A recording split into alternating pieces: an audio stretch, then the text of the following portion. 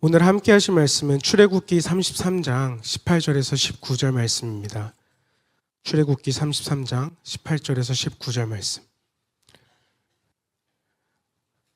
제가 가진 구약 성경으로 134쪽에 있습니다.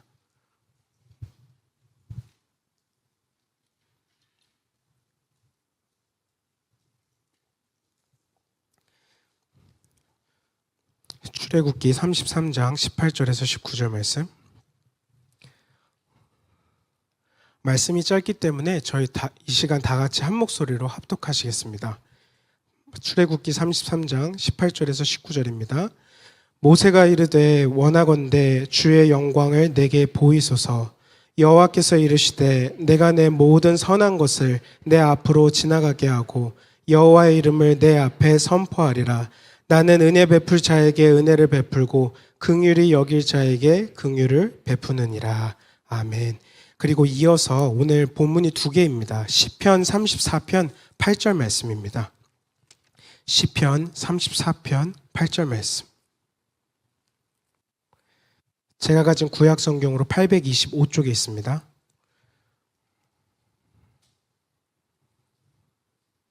시편 34편 8절 말씀.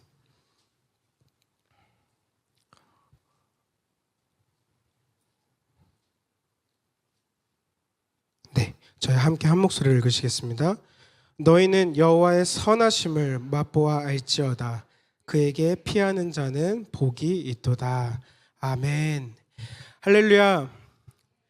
2026년 8월 19일 수요 위더스 예배에 오신 성도님들을 진심으로 환영하고 축복합니다. 네, 제가 지금 몸 상태가 좋지가 않아서 목소리가 평상시 듣기와 조금 다를 수 있는데요. 양해의 말씀을 좀 부탁드리도록 하겠습니다.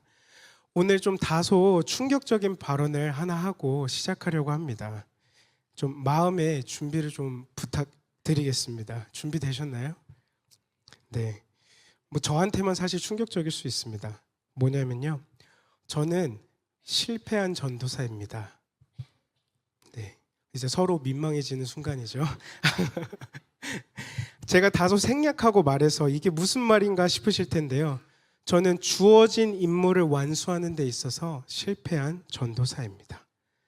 이제 문제는 지금 이렇게 해서 주목은 이끌었는데 이 말을 어떻게 풀어나갈 거냐가 참 관건이긴데요. 지금부터 머릿속에 실패한 전도사라는 단어만 계속 머릿속에 맴도실 수도 있지만 그렇지 않도록 끝까지 잘 들어주시길 잘 부탁드리겠습니다. 제가 처음 신앙을 가지게 됐던 이 교회에서 그리고 첫 사명의 길로 콜링을 받았던 더 글로벌 처치에서 저는 작년 11월 기도를 받고 도움을 받아 미국 땅에 발걸음을 내딛었습니다.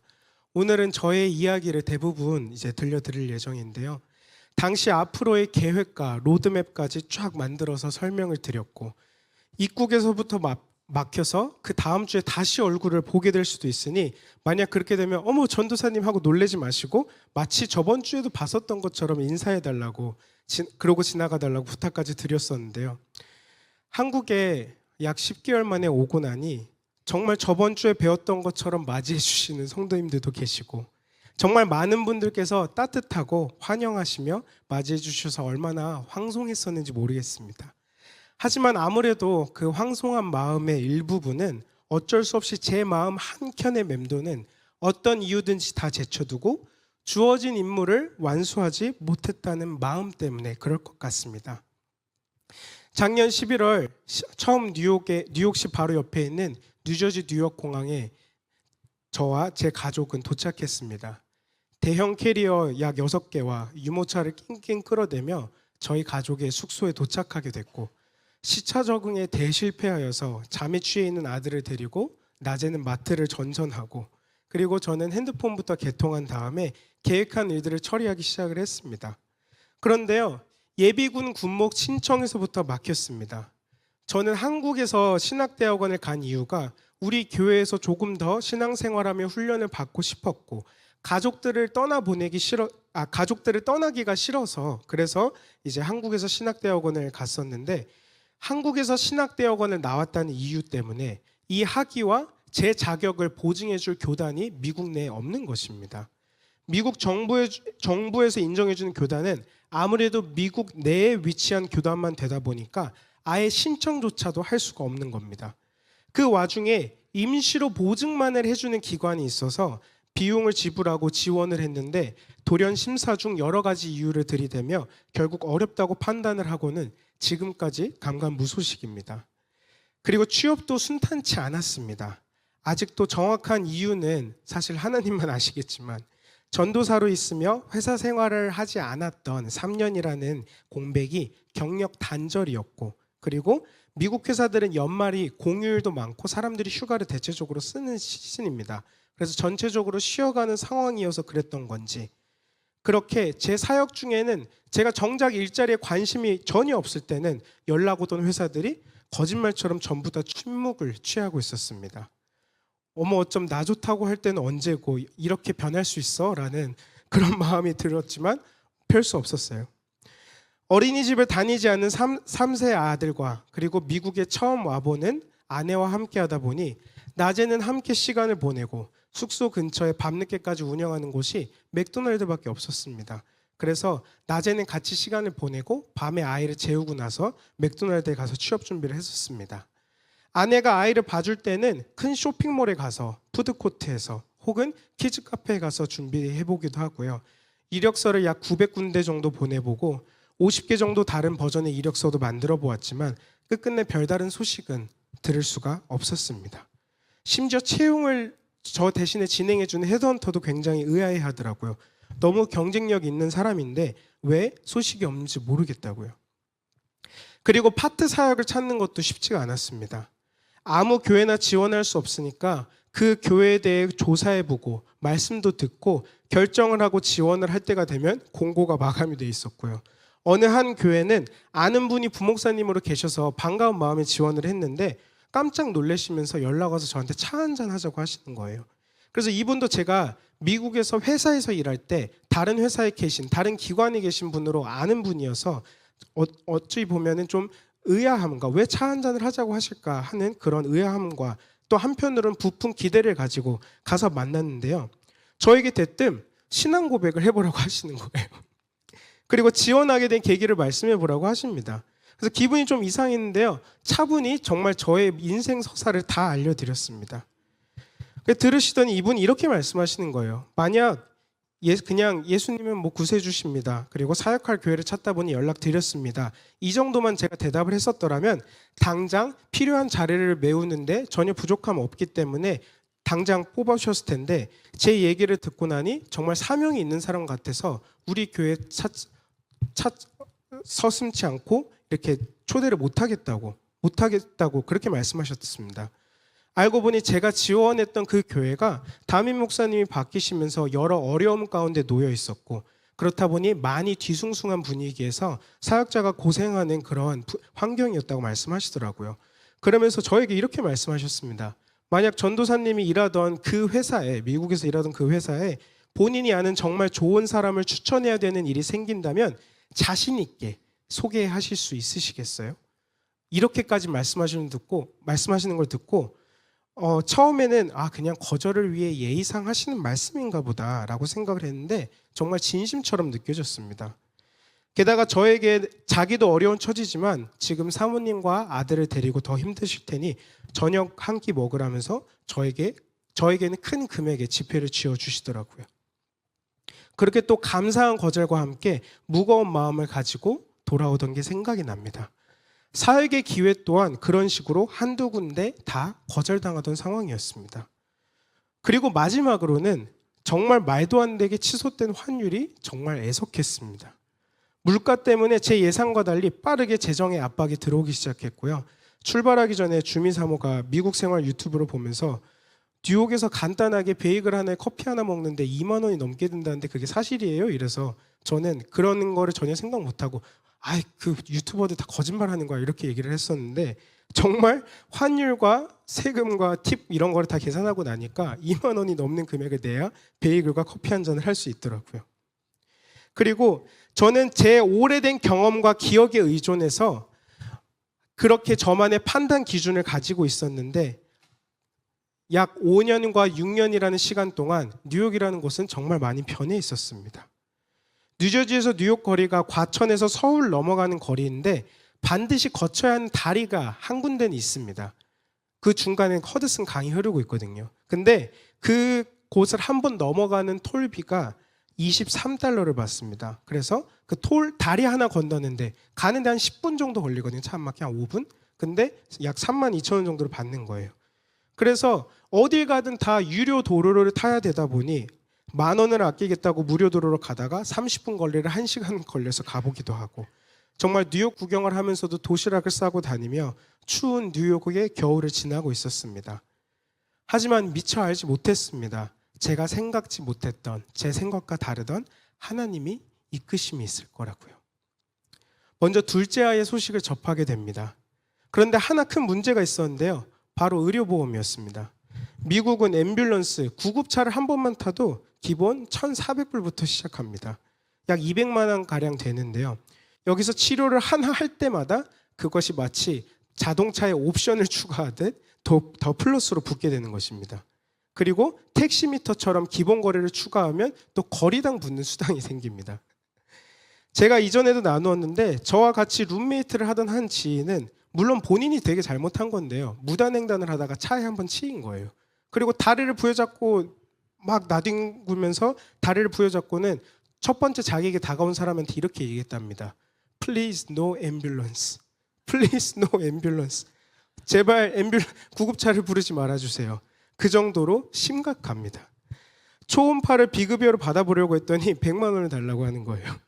그래서 아이와 아내에게 참 미안하지만 여러 고민 끝에 12월 31일 날 사람들이 새해를 절대 비행기에서 맞이하고 싶지 않기 때문에 가장 싸게 보낼 수 있었던 12월 31일에 비행기 안에서 새해를 맞이해서 태워서 보냈습니다. 그렇게 공항에서 가족과 헤어지며 슬플 걸 예상을 했었는데도요, 정말 오열을 하면서 아들과 아내를 한국으로 떠나 보냈습니다. 전 참 공항이 싫습니다. 숙소에서 2개월 정도를 끝으로 아이와 아내가 한국에 들어가면서부터 지인의 집에서 신세를 지게 됐습니다. 지인은 제 예전 직장 동료이기도 했는데요. 우리 교회를 참 좋아하고 목사님 말씀을 챙겨서 듣는 그런 사람이었습니다. 함께 지내며 하루 이틀을 보내는데 무언가 소식이 오기를 기다리는 이 애간장 타는 마음을 약 3개월가량 지속하게 되니까 조금씩 피폐해지게 되더라고요. 그래서 계속해서 새벽 예배를 나가며 하나님의 뜻과 인도하심을 부르짖었습니다. 그리고 나중엔 너무 간절하다 못해 너무 마음이 절박할 때는 장소를 안 가리고 무릎을 꿇고 기도를 할 정도였습니다.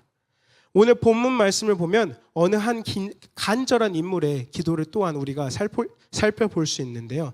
바로 모세입니다. 함께 33장 18절 말씀을 다 같이 읽어보시겠습니다. 18절 말씀입니다. 모세가 이르되 원하건대 주의 영광을 내게 보이소서. 모세가 이 기도를 드리던 시점은요, 출애굽기 32장에 이스라엘 백성들이 금송아지를 만들어 섬기기 시작하고 하나님께서 분노하시면서 이들을 진멸하시겠다고 하시던 그 찰나에 모세가 끊임없이 중보자로서 중보 기도를 하며 매달려서 그들을 멸하지 않겠다는 약속을 받아냅니다. 그러면서 하나님께서 더 이상 나는 너희들의 서사에, 너희들의 역사에 개입하지 않겠다고 하시고 그냥 하나님의 사자만 보내겠다고, 이스라엘 백성과 더 이상 함께하지 않으시겠다고 말씀하시자 또 매달리면서 이스라엘 백성들이 다른 백성들과 다른 유일한 이유 중 하나가 하나님께서 백성들과 함께 하심인데 어찌 떠나려 하십니까? 라고 또 하나님께 울부짖으며 매달려서 또 하나님의 마음을 돌이킵니다. 그러면서 모세가 이렇게 간청하는 겁니다. 원하건대 주의 영광을 내게 보이소서. 두 눈으로 자신의 믿었던 바가 보증될 것 같은 그런 마음이었을 것 같아요. 하나님이 여전히 자신과 함께 하신다는 것을 증명할 궁극적인 증거였을 것 같아요. 그래서 그런 마음을 담아 하나님께 간청합니다. 원하건대 주의 영광을 내게 보이소서. 그런데요, 참 희한하게도 모세는 이미 불붙은 떨기나무 사건 때 하나님께 소명을 받았습니다. 하나님의 음성을 들었습니다. 시내 산의 빽빽한 구름과 불을 경험했고요. 그 외에도 정말 한 사람이 단 한 가지라도 경험한다면 평생의 간증거리가 될 수많은 이적과 그런 기사들을 체험했습니다. 하지만 그런 외적이고 부분적인 현상들 말고요, 다른 사람들에게 자랑할 만한 그런 현상들 말고요, 하나님의 본질 그 자체이자 실체인 영광을 직접 보여주세요 하나님 하고 간청하는 것입니다. 자신의 믿음이 연약해지고 사명이 흔들리는 그 현실을 감당하기 위해 중보자로서 책임과 무게가 너무나도 무거운 거예요. 수십만 그 사람들의 목숨을 두고 하나님께 매달려야 하는 그 상황에 그 모세는 하나님의 실체인 영광을, 그리고 그와 이스라엘이 하나님의 은총을 입어 하나님과 함께 가나안 땅으로 가실 것을 보증하는 증표를 지금 요구하고 있는 것입니다. 근데 이 간절한 기도가 얼마나 배짱 좋고 간이 부은 기도였냐면요, 이스라엘 백성들은 후대의 전통 중 주전 3세기에서 2세기 이후 하나님의 이름조차 부르지도 못하는 전통이 있을 정도였습니다. 본인들이 어떻게 감히 거룩하신 하나님의 이름을 더러운 입에 올리냐며 유일하게 쓰던 호칭 중 하나가 아도나이, 나의 주님, 나의 주인이라고 시인하며 성경을 읽고 기도할 정도로 하나님은 그들에게 경외의 대상이었습니다.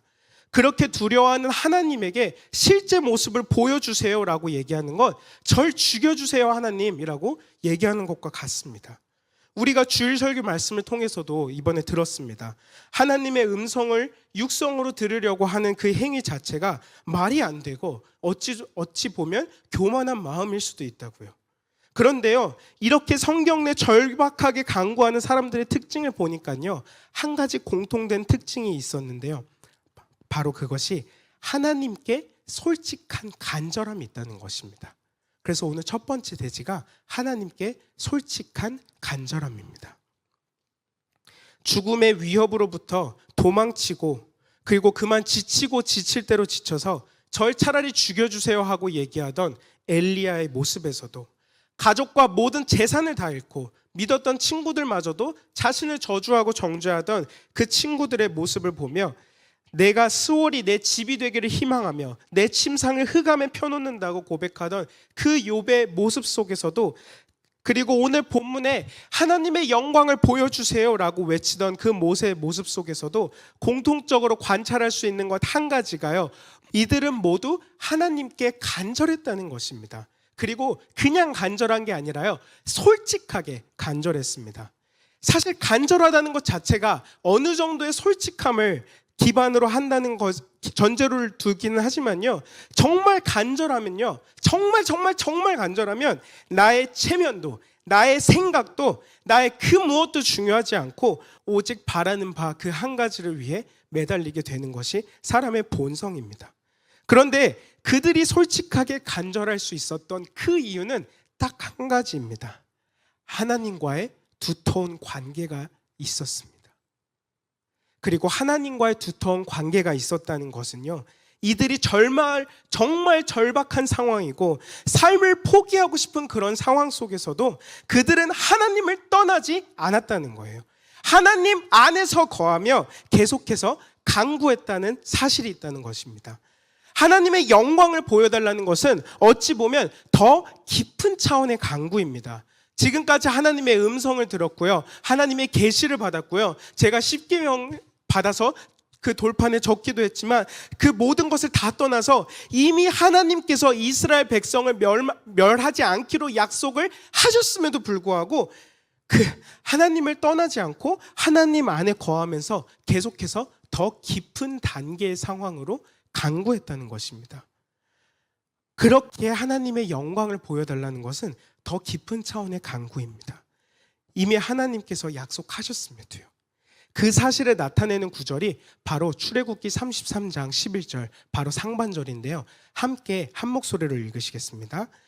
사람이 자기의 친구와 이야기함 같이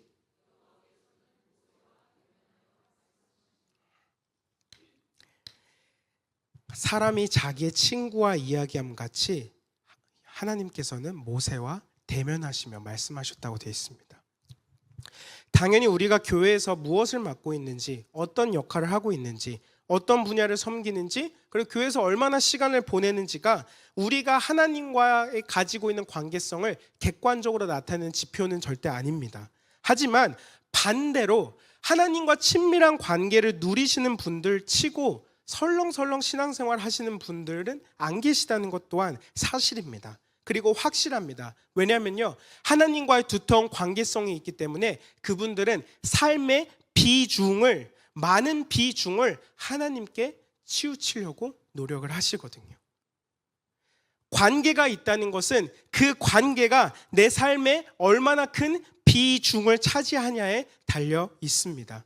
내가 함께 보내는 시간이 얼마나 많은지에 따라 그 삶의 비중에 따라 그 사람과의 관계도가 당연히 자연스럽게 나오게 됩니다. 예를 들어 내가 공경에 처하거나 위험에 처할 때 가장 먼저 전화할 사람, 그 사람은 나와 가장 친밀하면서도 나랑 가장 많이 시간을 보내는 사람일 것입니다. 내가 위험에 처했을 때 나를 분명히 도와줄 것을 알고 있는 신뢰를 기반으로 다져진 관계이거든요. 그것이 바로 관계성입니다. 또한 그 사람이 멀리 떨어져 있을 때에도 연락을 자주 하고, 그리고 그리워하고 안부를 묻는 사람이 시간을 들이면서 삶의 비중을 차지하는 사람입니다. 따라서 모세의 대담하고도 간절하고도 그의 솔직한 고백은요, 바로 하나님과의 관계에서 비롯된 그런 고백입니다. 저는 미국에서 시간 동안 이런 대담하고도 아름다운 고백을 하지 못했습니다. 그렇게 아름답진 않았습니다. 처음에 하나님 나라와 영광을 위하여 제가 그 땅에 있는 영혼들을 뒤집어 놓겠습니다. 하나님, 저를 보내주세요. 그 땅에 있는 모든 영혼들을 위해 저를 훈련시키고 저를 사용해 주세요. 시작했던 기도가 나중에 정말 절박한 상황이 되니까요, 하나님, 저 좀 살려주세요. 이렇게 바뀌게 되더라고요. 하나님, 저 진짜 힘들어요. 이런 기도가 되었거든요. 하지만 하나님께서는 그러한 기도조차도 외면하시지 않고요, 하나님 안에 있는 사람들에게 절대로 외면하시지 않고 귀 기울이시고 응답하시는 하나님이십니다. 19절 말씀 저희 함께 읽어보시겠습니다. 시작. 여호와께서 이르시되 내가 내 모든 선한 것을 내 앞으로 지나가게 하고 여호와의 이름을 내 앞에 선포하리라. 나는 은혜 베풀 자에게 은혜를 베풀고 긍휼히 여길 자에게 긍휼을 베푸느니라. 아멘. 하나님, 저에게 영광을 보여주세요 라고 고백했던 그 모세의 그 간청 앞에 하나님께서 이렇게 대답하십니다. 내가 내 모든 것을 내 앞으로 지나가게 하고 내 여호와의 이름을 내 앞에 선포하고 은혜 베풀 자에게 은혜 베풀고 긍휼히 여길 자에게 긍휼을 베푸겠다고요. 두 눈으로 볼 수 있는 모습을 간청하던 그 모세의 간청에 하나님께서는 전혀 다른 대답을 내놓으시는 거예요. 근데 그게 바로 하나님의 선하심에 대해 지금 말씀하고 계십니다. 그래서 두 번째 대지가요, 하나님의 선하심입니다. 19절 말씀을 보시면요, 여기서 하나님께서는 네 가지의 원리로 지금 대답하고 계십니다. 모든 선한 것을 내 앞으로 지나가게 하고 여호와의 이름을 내 앞에 선포하고 은혜 베풀 자에게 은혜 베풀고 긍휼히 여길 자에게 긍휼을 베푼다고요. 겉모습을 보여달라는 모세의 간청과 달리 하나님께서는 지금 그분의 본질과 그분의 인격과 그분의 성품으로 지금 답하고 계십니다. 보통 우리는 하나님의 선하심이라고 하면요, 착하다는 의미를 먼저 떠올립니다. 잘못도 용서해 주시고 우리를 다 품어주시고 내 모습 이대로 사랑하시고 은혜를 베풀어 주시는 하나님. 하지만요, 그 하나님의 선하심은 우리가 MBTI 하듯이 하나님을 특징 짓는 그냥 그 특징 중 한 가지가 아니라요, 하나님 자체가 선이시라는 겁니다. 하나님 자체가 궁극적인 기준이고 선의 원천이라는 뜻입니다. 선을 행하시는 분이 아니시라요, 그 존재 자체가 선이시라는 겁니다. 완전하시고 거룩하시고 의로우신 하나님이라고 우리가 고백하듯이 선 그 자체십니다. 근데 이 존재 자체가 선이시고 선하다는 기준 자체가 선 되시는 그 절대적인 선이신 우리 하나님께서 우리 피조물을 상대하실 때는 다른 종류의 선하심을 보이시는데요. 그것이 바로 은혜, 긍휼, 인내입니다. 은혜, 긍휼, 인내. 하나님께서 베푸시는 은혜와 긍휼은요, 사람의 노력으로 절대 이룰 수 있는 것이 아닙니다. 우리가 얼마나 회개하는지, 제물을 드리는지, 얼마나 헌신하는지에 따라 되는 것이 아닙니다. 철저히 하나님의 주권과 그분의 자비하심과 그분의 인자하심에 달려 있습니다. 우리를 만드신 위대한 창조주께서요, 스스로 구원하시겠다는 약속 조항에 묶이셔서요, 본인을 스스로 이렇게 묶으셔서요, 그러실 필요도 그러할 의무도 없으신데 19절에 이렇게 설명합니다. 은혜 베풀 자에게 은혜를, 긍휼 베풀 자에게 긍휼을 베푸신다고요. 그리고 그분은요, 은혜와 긍휼을 베푸시는 분일 뿐만이 아니라 그분은 또한 인내하시는 하나님이십니다. 심판받아 마땅한 자에게 회개할 기회를 주시고요, 진노를 늦추시고요, 지금까지 늦추셨고요, 출애굽기에서 분명히 몇 번이고 진멸하고 심판의 대상이 될 뻔했었던 그 이스라엘의 백성을 계속해서 기다리시고 인내하시고 참아주신 이유가 바로 선조들과 하셨던 그 약속 때문입니다. 그렇게 스스로 자기의 아들 예수 그리스도를 이 땅에 보내시고 철저히 멸시와 조롱과 수치 가운데 죽게 하시며 사흘 뒤에 부활하게 하심으로써 당신의 긍휼과 인내를 보이셨습니다. 따라서 우리는 하나님의 선하심에 대해 생각할 때 내가 아무리 죄를 짓고 망나니 같은 모습을 하고 살아갈지라도 회개만 하면 용서하는 은혜 자판기와 같은 그런 무한한 포용의 하나님이라고 우리의 죄된 입맛대로 해석하며 좋을 대로 바라보는 그런 하나님이 아니라 하나님 자체가 선이신데 우리를 향한 그 은혜와 긍휼과 인내를 베푸시는 분이신데 그렇기 때문에 그분이 선하신 분이셨구나. 그게 절대 그 선이 절대 당연한 게 아닌데 우리 하나님께서는 정말 그것을 당연한 것처럼 그분의 주권 아래 해오셨구나 생각할 줄 알아야 되는 줄 믿습니다. 저도 상황과 환경에 사면초가 돼서요, 정말 솔직함과 간절함 앞에 하나님 앞에 매달리는 순간 하나님께서 새로운 길을 열어 보여주셨는데요, 예비군 군목을 신청하였는데 미군은 입대 지원 프로세스가 굉장히 까다롭습니다. 제가 연락처로 지정해야 되는 사람이 한 10명 정도 되고요, 그러면 정부에서 조사관을 파견해서 그 사람들에게 정말 사실 내용을 지원서와 대조해 봅니다. 그래서 그 미국에서 현재 거주 중인 사람들 기준으로 제가 그 사람들의 연락처와 주소를 작성해야 되다 보니 제가 대학교 때 출석하던 교회의 담임 목사님께 연락을 드렸었습니다. 그래서 그 담임 목사님께서는 연락을 하고 보니 지금 뉴욕이 아니라 시애틀 근처에 있는 타코마라는 도시에 교회의 담임 목사님으로 청빙되셔서 이주하셨다고 듣게 되었고요.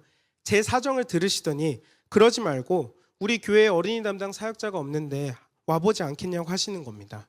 근데 솔직히 처음에는요, 거부감부터 들었습니다. 첫째로는 뉴욕이 아니라 제가 그닥 좋아하지 않았던 서부 지역이었고요. 둘째로는 어린이 사역을 지금 4년 정도 해왔는데 더 이어서 하는 게 맞을까 하는 생각이 들었습니다. 마지막으로는 지금 제가 자급자족을 해야 하는 상황인데 풀타임 사역자로 하면 제가 자비랑 선교의 기회가 날아가는 것이 아닌가 하는 세 가지의 생각 때문에 일단은 말씀만으로도 감사합니다 하고 거절했습니다. 많은 염려와 생각 속에 마음이 참 많이 왔다 갔다 했습니다. 지난주에도 말씀드렸듯이 염려는 마음이 분열된 상태라고 하잖아요. 염려가 쌓이니 더욱이 결정을 하기가 어려웠습니다. 그래서 참 저의 민낯같이 드러내셨는데요, 마지막엔 결국 청빙을 진행하게 됐습니다. 청빙 과정도 다 끝나고 심지어 비행기표까지 다 예약을 해놨었는데요, 마지막에 한 회사에서 면접 보자고 연락이 오니까 정말 고민하던 끝에 마음을 바꾸고 뉴욕에 남기로 결정하고 청빙을 취소하게 되었습니다. 그리고 아예 이번에 안 되면은 한국으로 돌아가겠다는 결정까지 했었습니다. 그렇게 면접 결과를 기다리고 시애틀 지역의 교회에는 못 가겠다고 연락드려 놓고서는 제가 당시 시애틀에 가는 비행기표를 예약할 때 시카고에 경유하는 비행기표를 예약했었는데 시카고에서 시애틀 가는 건 취소가 됐는데 환불 처리가 됐는데 뉴욕에서 시카고 가는 건 취소가 안 되는 거예요. 그래서 마침 제가 지인이 또 시카고에 많이들 살고 있기 때문에 아는 지인이 있는 시카고에 잠깐 가게 되었습니다. 오랜만에 시간을 함께 보내고 뉴욕으로 돌아오던 찰나 당시 시카고에 엄청난 눈폭풍이 휘몰아쳤습니다. 그래서 정말 공항에 있는 모든 비행기가 다 취소된 거예요. 따라서 어쩔 수 없이 시카고에 더 머물러야 하는 상황인데 문제는 다시 예약된 날짜에 공항을 갔는데도 매번 1시간씩 지연이 되더니 아침 8시에 공항에 가서 밤 9시까지 계속해서 지연이 되다가 마지막에 밤 9시에 돼서 취소가 되는 거예요. 와, 그래서 또 다시 숙소를 잡아야 되는 상황이었습니다. 비행기 타는 전날까지는 신용카드 여행자 보험 혜택으로 숙소를 잡았는데 그 뒤에 일정은 근데 정말 신기하게도 항공사에서 바우처가 나와서 숙소를 새로 잡았습니다. 눈에 파묻혀가는 시카고 공항을 뒤로 한 채 공항에서 셔틀버스를 타고 추위에 떨면서 갔는데요. 숙소에 도착해서 따뜻하게 씻고 그리고 침대에 멍하니 앉아 있는데 정말 마음이 너무 간절한 거예요. 갈급했습니다. 그래서 우리 교회 설교 말씀을 듣게 됐는데요. 좋은 사람 거듭난 사람이라는 설교 제목을 들으며 시카고의 이름도 기억나지 않는 어느 허름한 한 모텔에서 말씀을 듣고 기도하고 그 모든 상황 속에서 제 분열된 모든 마음과 생각들이 정리되기 시작했습니다. 모세는 하나님의 모습을 보여달라고 요청했지만 하나님께서는 스스로가 선하심이라는 그 본질로 대답하셨던 것처럼 말씀을 듣는 과정 가운데 제 본질은 말씀을 전하는 사역자였다는 것입니다. 물론 이중직을 하거나 자비랑 선교에 콜링이 있으신 분들도 당연히 계십니다. 하지만 저는 본래 멀티태스킹이라고는 음악 듣고 껌 씹으면서 산책밖에 못하는 게 저인데 다시 회사 생활로 복귀하고 사역을 하기보다는 사역에 전념하는 게 원하시는 것이라는 깨달음이 있었고요. 뉴욕에서 집에 초대해주고 정말 수많은 사람들의 섬김을 받았습니다. 생활비를 보태주는 분들도 계셨고요. 식사를 대접해 주었던 제 여러 지인들의 섬김과 한국에서 중보해 주시며 후원해 주시던 여러 성도님들의 섬김, 그리고 전혀 예상치 못했던 이런 눈보라에 갇히는 상황 속에서도 이렇게 먹고 잘 수 있는 그 숙소에 있는 모든 상황 속에 하나님께서 공급하신다는 사실에 대한 그저 감사함이 있었고요. 마지막으로는 제 계획이 단 한 가지도, 정말 단 한 가지도 들어맞지 않음을 보면서 제 계획과 다를지라도 이 모든 판도를 뒤집으시고 새롭게 길을 이끄시는 하나님의 선하신 이끄심을 인정하며 그렇게 타코마라는 제가 생각지도 못한 곳으로 이주를 결정하게 되었습니다. 전혀 예상치 못했습니다. 가본 적도 없습니다. 계획한 바도 없습니다. 그곳에서 저는 하나님의 새로운 선하심을 경험하며 제 인생의 또 다른 챕터를 지금 기록하고 있는 와중입니다. 그래서 오늘 마지막 주제가요. 이것은 한번 다 같이 따라 읽어주셨으면 좋겠습니다. 맛보아하는 하나님의 선하심이라는 주제입니다. 맛보아하는 하나님의 선하심. 함께 시편 34편 8절 말씀을 큰 목소리로 읽으시겠습니다. 너희는 여호와의 선하심을 맛보아 알지어다. 그에게 피하는 자는 복이 있도다. 아멘.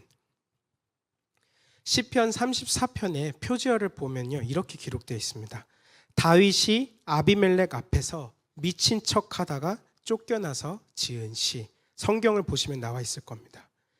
다윗이 사울을 피해 블레셋 가드왕 아기스에게로 도망친 다윗이요, 정체가 탄로날 위기에 처하자 생존을 위해 대문짝에 그적거리며 수염에 침을 흘리는 미치광이 행세를 합니다. 가장 비참하고 가장 수치스러운 밑바닥의 상황 속에서도 다윗은 자기 자신을 건져내신 하나님의 개입하심을 경험했습니다. 다윗이 선하심을 맛보아 알지어다라고 외친 것은 평안한 왕궁에서가 아니라 그가 왕관을 마침내 쓰고 나서 그 영광을 맛보고 나서가 아니라 생명의 위협과 그리고 수치라는 극단의 환경에서 구원받은 그 생생한 경험을 구원받은 직후에 지금 고백하고 있습니다. 그런데 중요한 건 여기서 너무 명백하게 나오는 겁니다. 그의 선하심을 맛보아 알지어다. Taste and see that the Lord is good. 다윗은 자신이 수치스러운 고난 속에서 본인이 직접 맛보아 알 수 있었던 여호와의 선하심을 자신의 다음 세대, 후대가 쉽게 외우고요, 교육하고요, 쉽게 기억할 수 있도록 치밀하게 구성해서 기록한 그런 구절입니다. 맛을 본다는 것은요, 본인의 의지적인 행동을 필요로 합니다. 내 손으로 음식을 집어서 내 입에 가져가야만 할 수 있는 행동이 바로 맛보아 알게 되는 과정입니다. 여기서 이 과정은요, 단순한 지식적인 학문적인 동의가 아닙니다. 너 이거 먹어봤어 했을 때 그거 맛있어 라고 얘기하는 것이 누군가가 그냥 맛있어 라고 얘기한 걸 들어서 얘기하는 것과 나도 그거 먹어봤는데 진짜 맛있더라 라고 얘기하는 그 동의는요, 수준 차이가 다릅니다. 바로 지식적인 그런 동의에서 끝나는 것이 아니라 하나님의 선하심이라는 체험적 지식을 지금 요구하고 있는 것입니다. 그의 선하심을 맛보아 알지어다. Taste and see that the Lord is good. 그 맛보기의 끝은요, 딴 게 아니라요, 바로 즐거움입니다. 바로 기쁨입니다. 그 즐거움은 깨달음보다 먼저 오지 않습니다. 가끔은 우리는 믿음의 도전을 요구로 할 때 그것을 맛보았을 때 쓸 것부터 먼저 보통 걱정할 때가 있습니다. 그 도전과 함께 수반될 어려움과 힘듦부터 보통 생각하는 것이 사람의 본성입니다. 하지만 그의 선하심을 맛보아 안다는 것은 즐거움이 깨달음보다 먼저 오는 것이 아니라 그 즐거움 자체가 맛보았을 때 느낄 수 있는 깨달음이라는 것입니다. 다윗은 블레셋 사람들에게 도망치기 위해 미친 사람처럼 수치스러운 모습을 감내했을 뿐만이 아니라 골리앗의 칼을 가지고 그의 정말 밑바닥의 모습을 가지고 갔습니다. 제가 다윗이었다면요, 시편을 기록하면서 하나님 이것만은 제발 이라는 생각을 했을 수도 있을 것 같아요. 너무 수치스럽거든요. 내 인생에 지우고 싶은 흑역사일 수도 있거든요. 근데요, 나의 수치스러움을 통해 지금 하나님의 선하심을 자랑할 수 있기 때문에 내 수치가 무슨 중요이냐 하고 지금 기록하고 있습니다. 그의 선하심을 맛보아 알기를 바라는 마음으로요. 저는 현재 타코마 제일침례교회라는 교회에서 어린이 담당 사역자로 섬기고 있습니다. 처음에는 3세에서 초등학교 6학년까지 이르는 아이들을 담당해왔고 9월부터는 감사하게도 저와 동역하게 된 전도사님 한 분이 더 계시면서 초등학교 1학년에서 6학년을 주로 맡게 되었습니다. 아이들 중에 참 다양한 아이들이 있습니다. 이민 온 지 얼마 안 돼서 아직은 한국어가 더 편한 아이들, 미국에서 태어나 영어가 더 편한 아이들, 그리고 미국 현지 아이들, 그 중에서도 다양한 아프리카계 미국인도 있고 남미 쪽 미국인도 있고 그리고 완전 백인 미국인인 아이들도 있습니다. 처음 사역지에 들어섰는데 정말 예상치 못한 어려움에 접했는데요.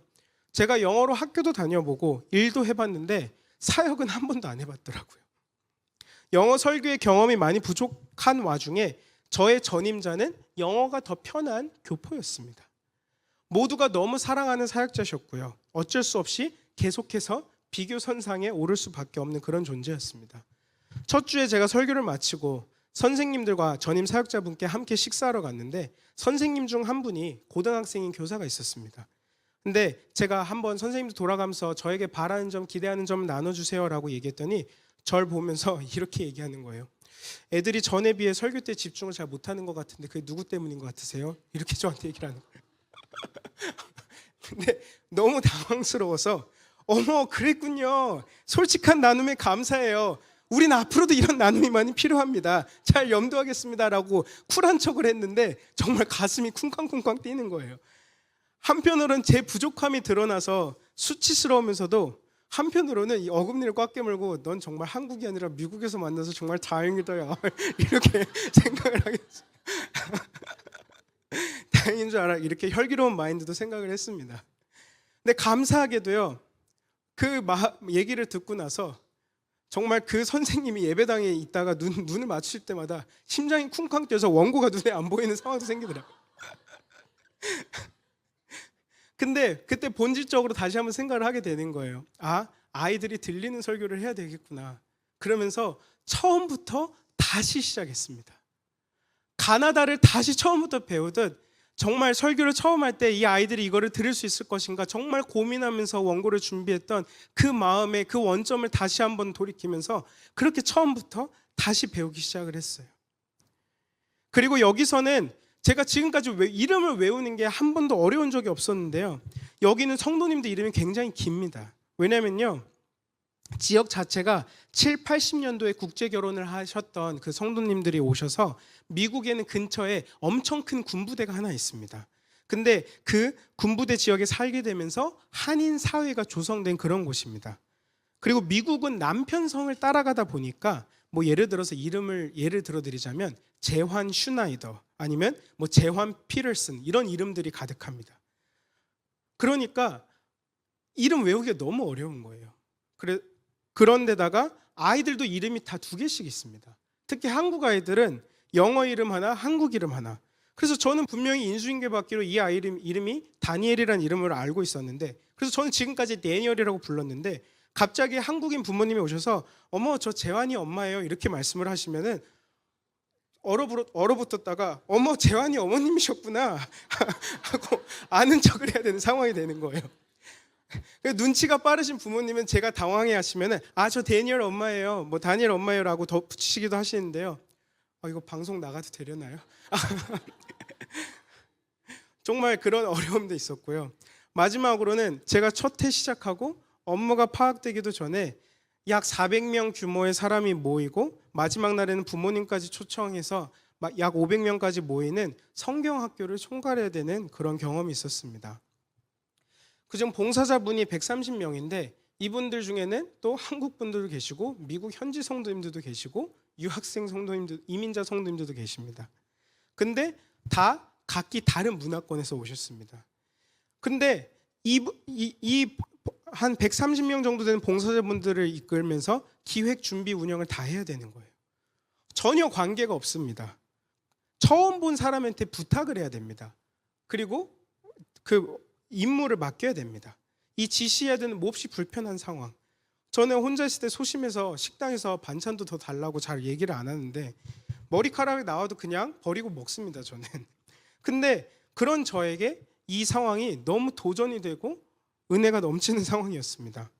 우리 교회로 치면 여름 KWF 선교가 됐는데 외부에서 온 제가 그것을 맡아야 되는 그런 상황인 거예요. 그런데요, 저를 긍휼하게 여겨주신 하나님의 은혜로 결과도 다 너무 좋은 결과와 은혜가 있었고 감사한 피드백도 많이 받았고요. 많은 사랑과 많은 섬김을 받으면서 지금 사역을 하고 있습니다. 그리고 저를 그 당황시키셨던 그 고등학생 선생님도 지금 제일 적극적으로 저를 도와주고 있습니다. 다만 제가 중요하게 강조하고 싶은 거는요, 어떤 게 잘 됐다, 어떤 게 못 됐다 그런 결과가 아니라요, 과정들을 강조하고 싶습니다. 저는 다양한 문화권에서 온 사람들이 예수 그리스도 안에서 통일성을 이루는 교회를 꿈꾸고 있었습니다. Diversity to Unity, 다양성에서 통일성을 이루는 교회예요. 그런데 제가 다양한 문화권 안에서 사역을 해본 경험이 없었는데 정말 제한적이었는데 그들과 소통하며 한 목적을 향해 단기간 안에 무언가를 이루어야 되는 그 기회, 저를 처음 봤음에도 불구하고 저를 참 인정해 주시고 따라 주시고 섬겨 주시던 그 리더분들, 물론 저를 인정하지 않으시고 텃세를 부리는 분들도 계셨습니다. 하지만 그것보다 중요한 것은 저를 잘 섬겨주셨던 그 리더분들이 더 중요하죠. 아직도 어떻게 이끄실지, 어떻게 교회를 세우실지 저는 잘 모르겠는데요, 한 가지 확실한 건 저에게 그런 준비의 시간을 허락해 주신다는 확신이 있습니다. 하나님의 선하심을 맛보고 있습니다. 너무 감사하게 그곳에서 축복된 시간을 보내고 있습니다. 그런데 여기서 그 하나님의 선하심이라는 그 한 가지를 딱 도려내면요, 어떤 모습이 되냐면요, 만약 제 아내와 아이의 영주권 진행이 안 돼서 더 가족 간에 떨어져 있는 시간이 길어지면 어떡하지? 아내와 아이를 두고 홀로 다시 미국에 가야 되는 입장에서 한국에 무슨 일이 생기면 어떡하지? 아이가 아빠의 부재를 느끼고 애착관계에 문제가 생기면 어떡하지? 재정적인 기반이 전혀 마련이 안 되는 상황인데 이대로 계속 가면 앞으로의 나의 비전은 어떡하지? 염려와 걱정만 남습니다. 그런 저에게 말씀은 오늘도 이렇게 다가옵니다. 하나님의 선하심을 맛보아 알지어다. 그에게 피하는 자는 복이 있도다. 신앙생활의 깊은 부분 속 어떤 것들은 오직 체험함으로써 이해될 수 있습니다. 심지어 어떤 경우엔 그 은혜가 너무나도 크고 커서 우리의 언어로 충분히 담아낼 수조차도 없습니다. 그런 하나님의 선하심을 마치 우리가 달디단 음식을 입에 머금고 음미해 보듯이 맛보아 깨달으라는 오늘 그 말씀. 오늘 이곳에 나오신 더 글로벌 처치 성도님들과 혹은 온라인으로 듣고 계실지 모르는 성도님들, 저와 우리 모든 성도님들께 다시 한번 말씀해주고 계십니다. 정말 나는 내 삶에 최선을 다해 헌신을 이미 하고 있는데요, 하나님. 할 수 있는 만큼 최선을 다하고 있는데요. 근데도 불구하고 그 다음 단계를 저희에게 요구하실 때, 그럼에도 불구하고 그 다음 단계를 저희에게 도전하실 때 하나님께서 도전하는 마음을 주시기에 혹시라도 고민하시는 분들이 계신다면, 신앙생활을 하고 있지만 날마다 겪는 모든 시간들이 무미건조하고 반복된다 느껴지고 그저 피로함의 연속이라고 느껴지시는 분들이 계신다면, 어느 한 사람으로 인해 오랜 시간 씨름하고 있는데 변하지 않는 그 모습을 보면서 점차 절망하고 있는 나의 모습이 오늘 비추어진다면, 그런 사랑하는 성도님들께 신앙의 다음 단계를 내미실 때 Taste and see that the Lord is good. 하나님의 선하심을 맛보아 아는 경험이 있으시길 간절히 소원합니다. 사랑하는 성도 여러분, 오늘 나눈 이야기를 한 문장으로 정리하면 이렇습니다. 저는 제가 계획했던 모든 것에는 실패한 전도사였습니다. 예비군 군목도 900개의 이력서도 제가 그렸던 로드맵 그 어느 하나도 제 뜻대로 되지 않았습니다. 하지만 정직하게 말씀드리자면요, 저는 실패한 전도사가 아니고요, 제 계획이 무너진 그 자리에서 하나님의 선하심을 맛보아 알아가는 사람이었습니다. 모세도 마찬가지였습니다. 그는 하나님의 얼굴을 보여달라고 간청했습니다. 하나님은 대신 당신의 선하심으로 대답하셨습니다. 모세가 구했던 것과 하나님이 주셨던 것은 달랐지만 하나님이 주신 것이 언제나 더 선하시고 좋으신 것이었습니다. 그리고 그 선하심이 얼마나 값비싸고 좋은 거였는지 우리는 날마다 십자가를 통해서도 볼 수 있습니다. 하나님은 그저 말씀만으로만 나는 선하다라고 선포하지 않으셨습니다. 당신의 하나뿐인 아들을 우리에게 내어주시고 멸시와 조롱과 십자가의 죽음을 거쳐 사흘 만에 다시 살리심으로써 그 선하신 값을 다 치르고 증명하셨습니다. 우리가 오늘 맛보아하는 그 선하심은 예수 그리스도의 십자가, 이미 완전히 값을 지불하신 그 선하심입니다. 오늘 여러분의 삶 가운데 무너진 자리가 있습니까? 응답받지 못한 기도가 있습니까? 그리고 정말 발이 묶인 것 같은 그런 시간을 보내고 계신 분들이 계십니까? 아니면 혹은 정말 이러지도 못하고 저러지도 못하는 끊임없는 굴레에 갇히신 것 같은 그런 분들이 계십니까?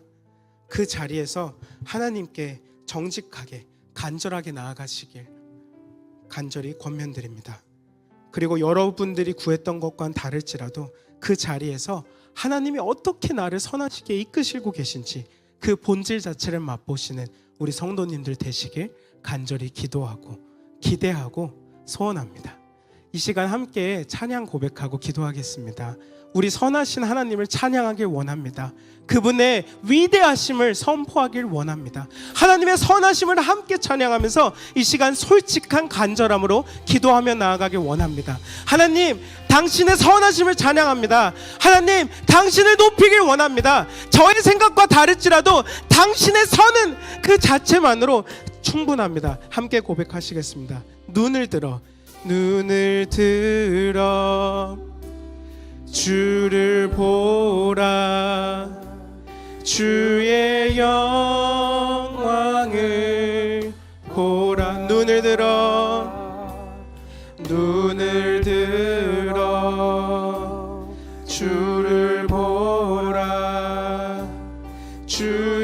주의 영광을 보라. 주는 빛 거룩과 진리의 능력에 주의 영광 나타나셨네. 선포하라 선하신 주의 인자는 영원함이라. 선포하라 선하신 주의 인자는. 처음부터 고백하시겠습니다. 눈을 들어 주를 보라. 눈을 들어 주를 보라. 주의 영광을 보라. 눈을 들어 주를 보라. 주의 영광을 보라.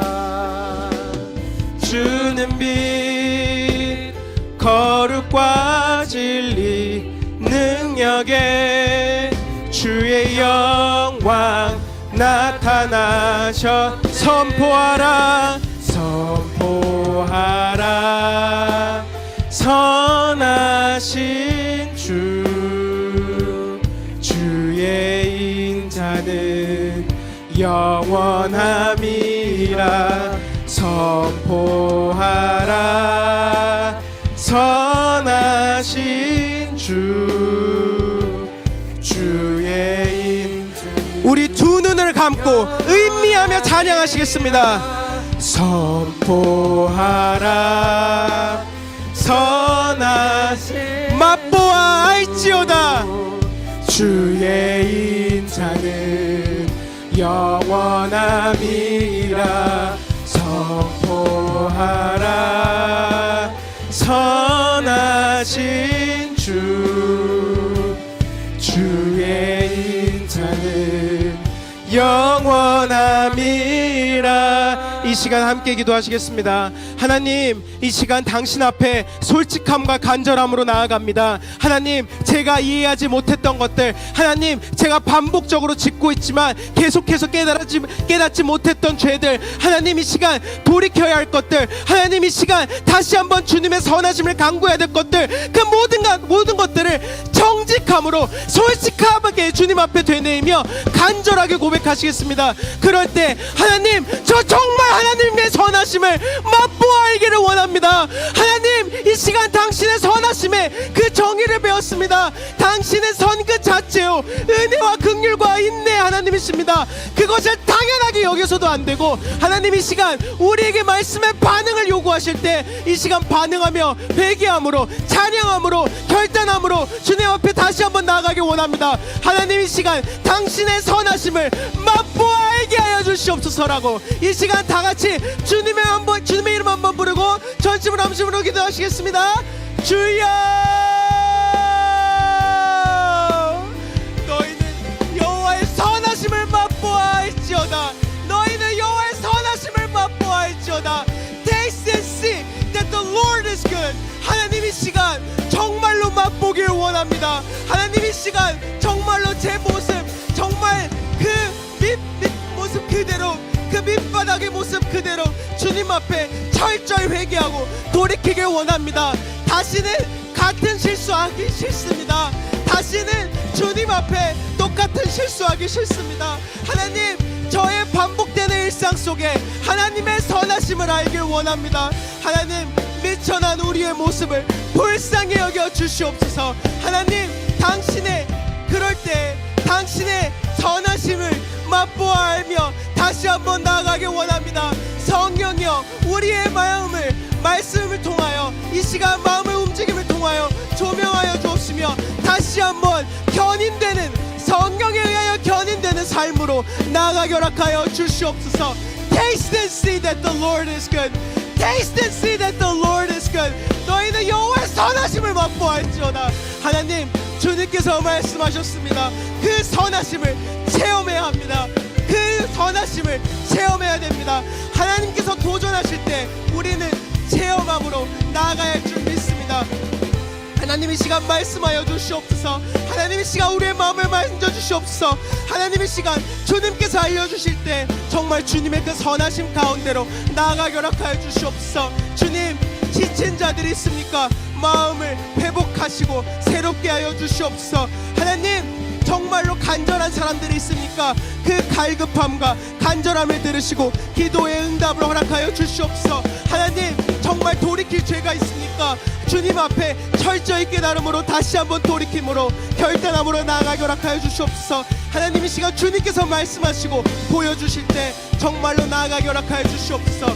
너희는 여호와의 선하심을 맛보아할지어다. 하나님 이 시간 철저히 깨닫길 원합니다. 하나님, 그 맛보아 체험을 해야 알 수 있는 그 모든 경험 속에서 주님의 놀라우신 선하심을 주님 저희가 함께 경험할 수 있길 원합니다. 하나님, 그러할 때 정말 그 즐거움 자체가 깨달음이 되듯이 주님, 그 즐거운 당신의 찬양을 고백하는 그러한 삶으로 나아갈 수 있기를 원합니다.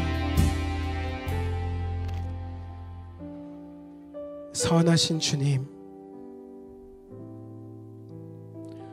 오늘도 다시 한번건 우리의 말씀 속에 새로운 돌이킴과 새로운 도전과 새로운 깨달음과 새로운 마음을 허락해 주심에 감사합니다.